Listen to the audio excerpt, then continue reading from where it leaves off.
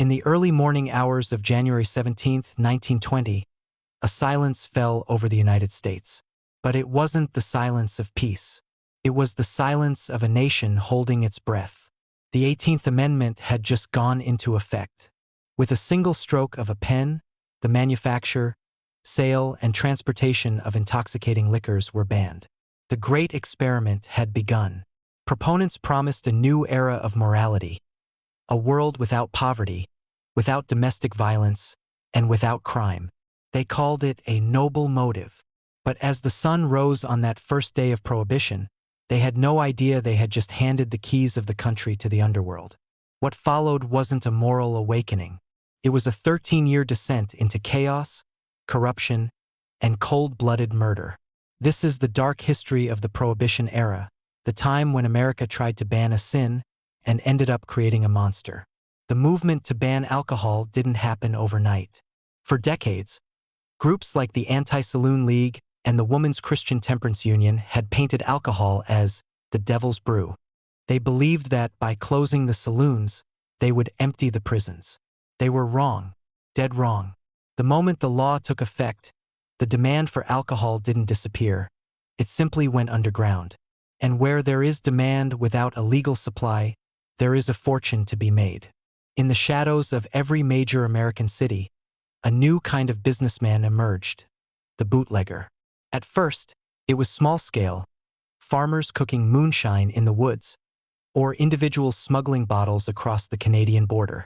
But soon, the scale of the operation exploded. Criminal gangs that had previously fought over petty turf realized that the illegal liquor trade was a goldmine. They organized. They militarized. They became the outfit, the syndicate, the mob. By the mid-1920s, illegal bars known as speakeasies were everywhere. In New York City alone, there were estimated to be over 30,000 of them, twice the number of legal saloons that had existed before Prohibition. To enter, you needed a password, a secret knock, and a willingness to break the law. But the real cost of entry wasn't the price of a drink. It was the blood being spilled in the streets to provide it. Perhaps the darkest secret of the Prohibition era isn't what the criminals did, but what the government did. As the years went by, the authorities became frustrated. They couldn't stop the flow of illegal alcohol.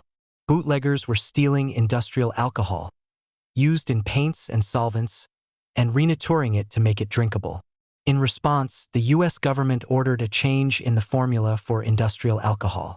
They demanded that manufacturers add more lethal chemicals to it. Substances like kerosene, brucine, and most deadly of all, would alcohol or methanol. They knew exactly what would happen. They knew that bootleggers would still try to sell it. They knew that people would still drink it. The result was a period known as the Chemists' War. In New York City, on Christmas Eve 1926, hospitals were flooded with people who had consumed rotgut liquor. They were hallucinating, blinded, and dying in agony. By the time the holiday weekend was over, 60 people were dead. The government's own chemists warned that this was legalized murder. But the authorities didn't stop. It is estimated that by the end of Prohibition, as many as 10,000 people had died from drinking government-poisoned alcohol. For the dries in power, these deaths were seen as a necessary deterrent. If you chose to break the law and drink, your life was a price they were willing to pay. While the government was poisoning its citizens, the streets of Chicago were being painted red. No name is more synonymous with the violence of Prohibition than Al Capone. Known as Scarface, Capone built an empire on the bodies of his rivals. At the height of his power, his Chicago outfit was pulling in an estimated $60 million a year, roughly $1 billion in today's money. Capone wasn't just a thug. He was a celebrity. He gave interviews to the press, opened soup kitchens for the poor, and bribed everyone from the beat cop to the mayor's office. But his charm was a mask for extreme brutality. The climax of the gang wars came on February 14, 1929. It's a day we now remember as the St. Valentine's Day Massacre. 7 members of the rival North Side Gang, led by Bugs Moran, were gathered in a garage on North Clark Street. They were expecting a shipment of hijacked whiskey. Instead, a black Cadillac pulled up. 4 men stepped out, two of them dressed as police officers. The North Siders, thinking it was a routine raid, lined up against the wall. They didn't resist. They didn't reach for their guns.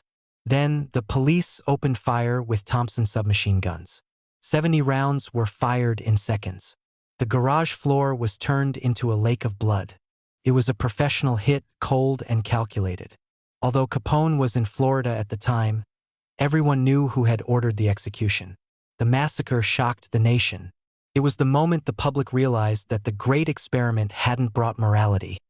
It had brought a war zone to their front doors. Prohibition didn't just create powerful gangsters. It corrupted the very fabric of American society. When a law is widely unpopular and impossible to enforce, the law itself loses its meaning. Prohibition turned millions of ordinary, law-abiding citizens into criminals. And it turned the protectors of the law into its greatest violators.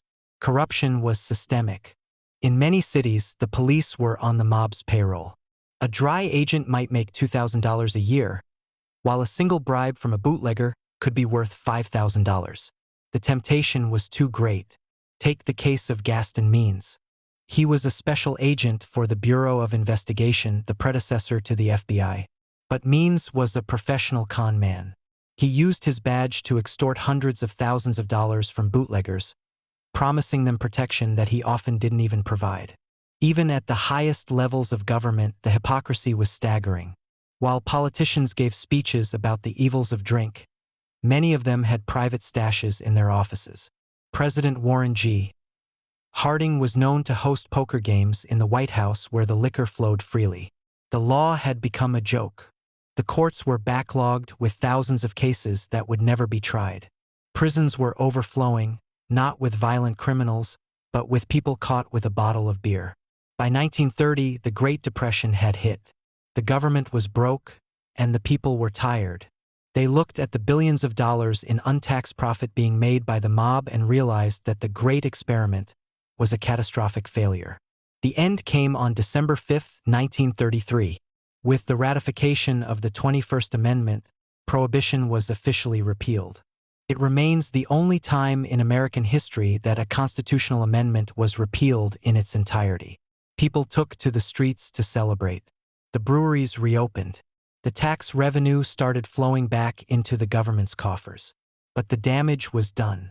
The 13 years of Prohibition had fundamentally changed America. It had given birth to modern organized crime, creating structures and wealth that the mafia would use for decades to come. It had militarized the police and normalized the idea of government surveillance and intervention in private lives. And it had left behind a trail of thousands of graves. Victims of gang wars, victims of rotgut poison, and victims of a law that tried to legislate the human soul. Nearly a century later, the Prohibition era stands as a haunting reminder of the law of unintended consequences. It was a time when the road to hell was truly paved with good intentions. A movement meant to save the American family ended up tearing the country apart. It raises a question that we still struggle with today. Can a government truly force its citizens to be moral? Or does the attempt to ban a vice only succeed in making the vice more dangerous, more profitable, and more deadly? As we look back at the grainy photos of the speakeasies and the blood-stained garages of Chicago, the lesson is clear. You can pass a law, you can build a wall, you can fill the prisons, but you can never truly kill a ghost.